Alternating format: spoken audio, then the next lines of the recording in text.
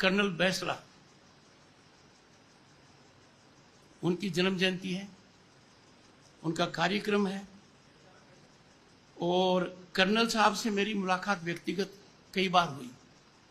मैं क्यों बताना चाहता हूं कर्नल साहब के लिए कि ग्वालियर से मैंने हेलीकॉप्टर टेक ऑफ किया और वहां लैंड नहीं कर पाया। मैंने काफी प्रयास किया, आपके यहां भी देरी से इसलिए आया, आगरा होकर, क्योंकि हवाई जहाज आगरा लैंड कर जाती है ग्वालियर से वहां। कर्नल साहब ने अपने जीवन की शुरुआत सिपाही से की और फिर शॉर्ट सर्विस कमीशन में आए, फिर रेगुलर कमीशन में आए,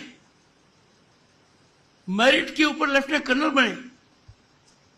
30 साल के फौजी जीवन में कर्नल साहब ने 62 की लड़ाई लड़ी, 65 की लड़ाई लड़ी और 71 की लड़ी। उनके 3 सिद्धांत थे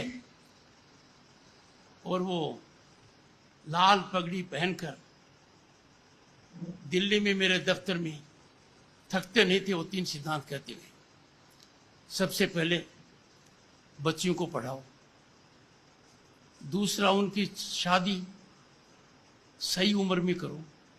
मैंने कहा कर्नल साहब, आपने तो बाल्यकाल में खुद की शादी कर ली। बोला मैं अनुभव के आधार पर इस बात को कह रहा हूं। और तीसरी बात जो उन्होंने बहुत जबरदस्त कही कि कर्ज मुक्त रहो। इस चीज को मैं मेरे राजनीतिक परिदृश्य में जानता हूं। 1989 when I was elected to parliament, when I became a union minister, Bharat की अर्थव्यवस्था चरमरा गई थी। हमारा फॉरेन एक्सचेंज रिजर्व 15 दिन तक ही सस्टेन कर सकता था।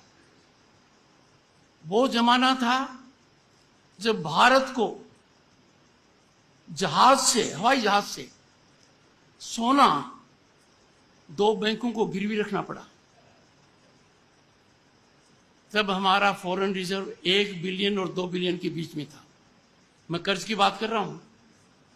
आज हमारा सरप्लस 600 बिलियन है।